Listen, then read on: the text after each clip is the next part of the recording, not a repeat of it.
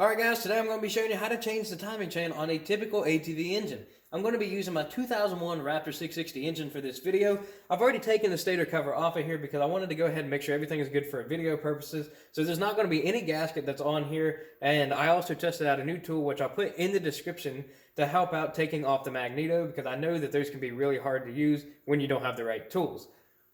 The valve cover is the only thing that's going to be a little bit harder to take off of here because I still have the gasket maker on here, but everything else should be pretty much a breeze, so let's get to it. Before starting, you do want to go ahead and drain the oil, because whenever you take off this case, there's going to be a lot of oil on the inside of it. Even if you drain out all the oil, you're most likely going to make a mess once you take this cover off here. So go ahead and get the oil drained out. And once the oil is drained out, you're pretty much ready to go. There's really not much else that you need to do to go ahead and replace the timing chain on this engine. And this can also be done while the engine is inside the engine bay. I'm doing a whole rebuild on this engine, so I thought I'd go ahead and do it while it's on the bench. First thing I'm going to go ahead and take off is a little starter cover here. Mine is cracked off of here, so I'm going to have to get it replaced. But go ahead and take off all these bolts. Now I got all the bolts off here. Yeah, you can see that this is a little cracked on here. So you do have one dowel pin which sits right here. So if you're going to be trying to get this off here and it's stuck like mine is, you're most likely just going to have to get a small screwdriver and just start barely prying on the surface, not to dent it up or anything like that, just to help loosen it up off of that dowel pin.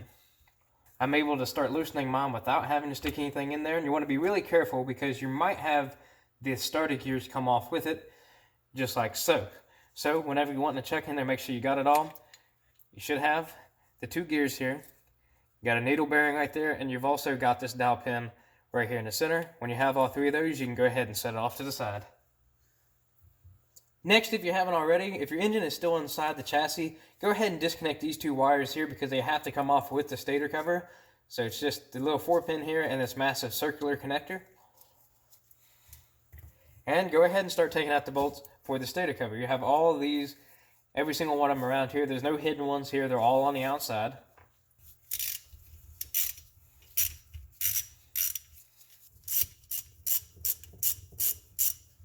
Now, it is best to lay these out in the order that you stick them out on. So if you want to make like a diagram on cardboard or something like that to put these bolts in, that would be best, because some of these bolts are a little longer than others. When you put them back in, you might know where they go, but just to be safe, it's best to make sure that you mark these so you know which hole they go back in.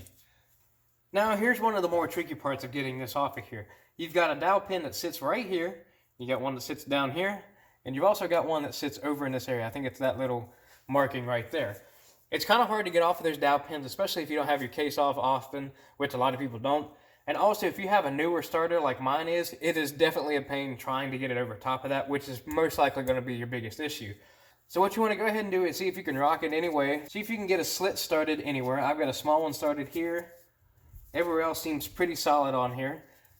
So I'm going to start with a very small screwdriver and just barely poke it in there and just try to crack the case open this way.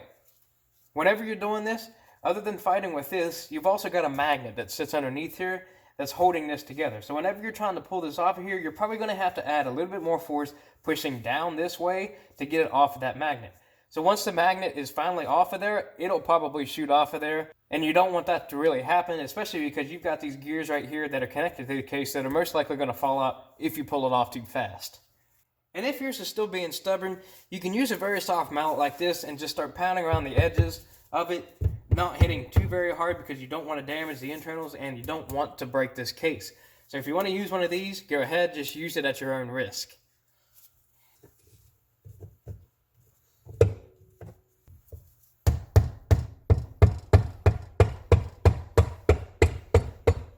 For me, it seemed to work best actually hitting it with the butt end of the hammer right here where you've got a little bit of meat to hit with.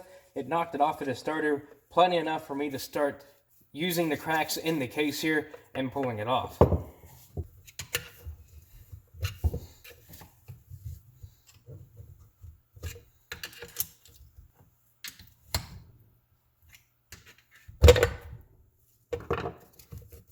Alright, finally popped off of the starter there, and the magnet is trying to hold on to it. There we go. Got the cover off of there, and got the gears right here. Make sure that you get that off of there. It's the same thing as the other one. You have the two gears, got the needle bearing, and you've got the dowel pin right in the middle. I've got all of those. I'm going to go ahead and put this back on there. and set this off to the side. And the more tedious thing about this process is trying to get this magnet off of here.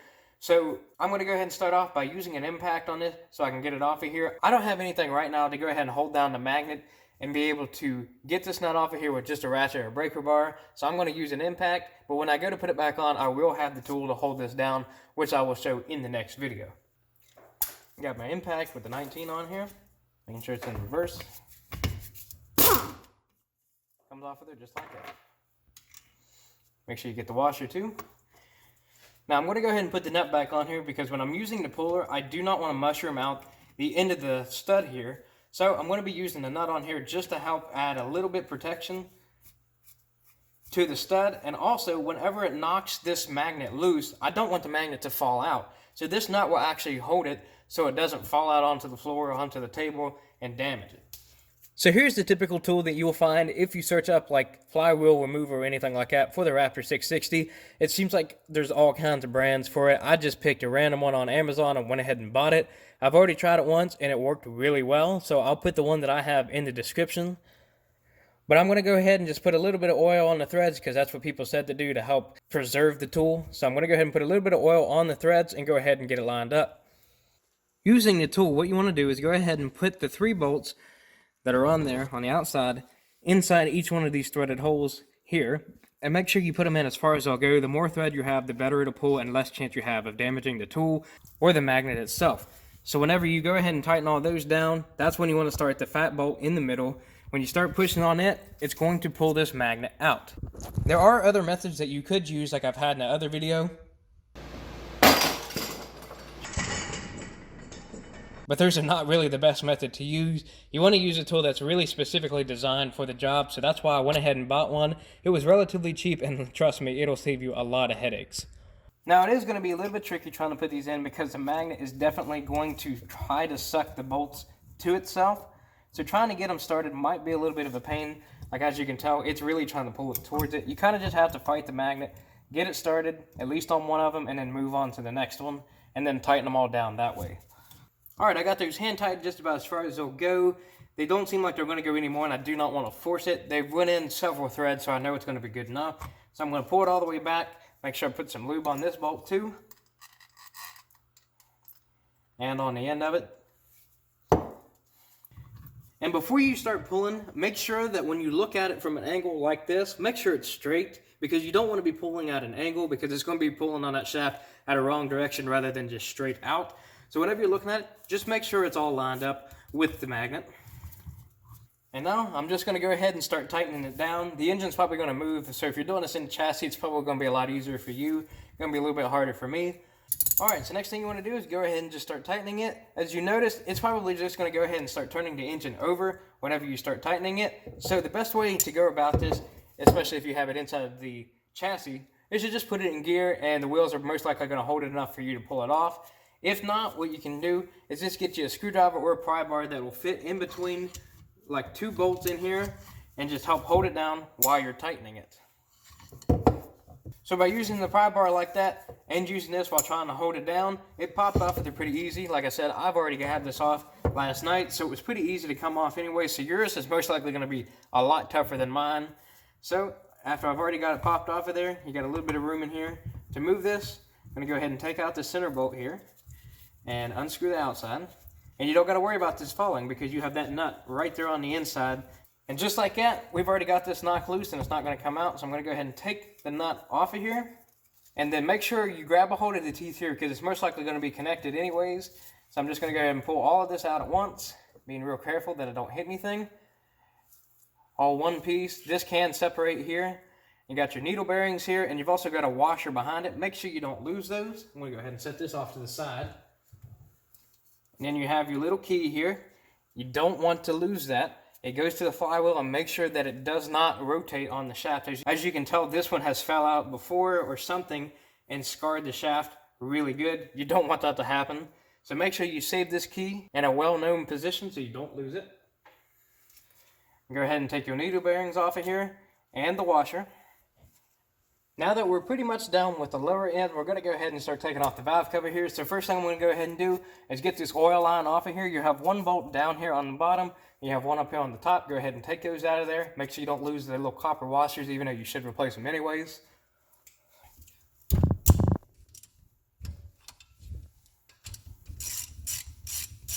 There we go. Went ahead and got it off. Got both of the washers off of that first one. Now we got the second bolt off here and the oil line off. And now to take the valve cover off of here. So you want to go ahead and start with the little tappet cover on the other side, which is for the adjustment of the intake valves. You have 2 bolts that are sitting underneath the valve cover. You want to go ahead and take those off of there, because if you don't, you're most likely going to crack your head and wonder why it didn't come off. That's the tappet cover that I'm talking about. Went ahead and took all 4 bolts out of there. My O-ring's coming off of there. And then you have those 2 bolts right there. You want to go ahead and take those 2 bolts out of there, along with all the other ones that are on top of the valve cover here. And make sure that you double check that you get every single one of them. Like, you don't want to like miss this one here in the middle or anything like that. Make sure you double check that you got every single one of them out of there.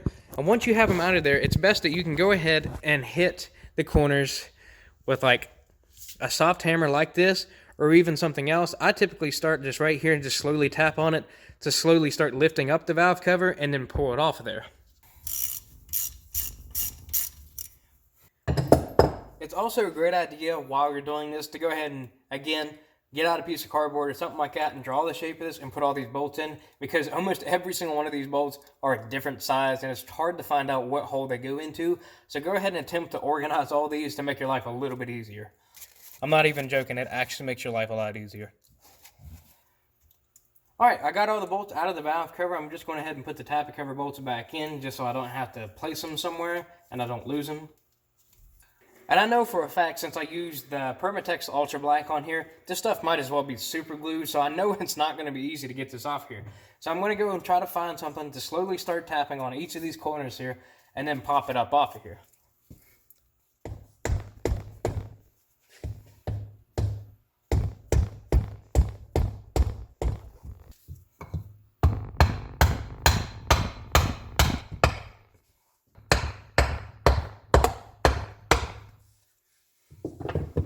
Got her to jump up just a little bit off of hitting the other tappet cover there.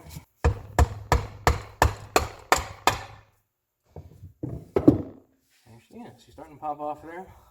Let's see if I can maneuver it off of here. It does have a dowel pin on this back side here, so you're going to have to be careful with it, trying to pry it up off of there. Let's see if I can get my screwdriver in there and pop it off of that dowel pin there. There we go. Nice and easy. Alright, I went ahead and cleaned off my gloves a little bit just to make sure that I don't get any more debris in the engine than I need to. And as you can tell, the chain's going to be pretty tight on here. You're not going to be able to get that off of there. So you're going to have to find your chain tensioner, which is right here for the Raptor 660. First, you want to go ahead and take out the center cap bolt here. So once you take that out, there is a spring behind it. So you want to make sure that spring does not shoot out and that you lose it. So just be careful of that. Once you get that out of there, you can take these 2 Allens out of here and get the tensioner out.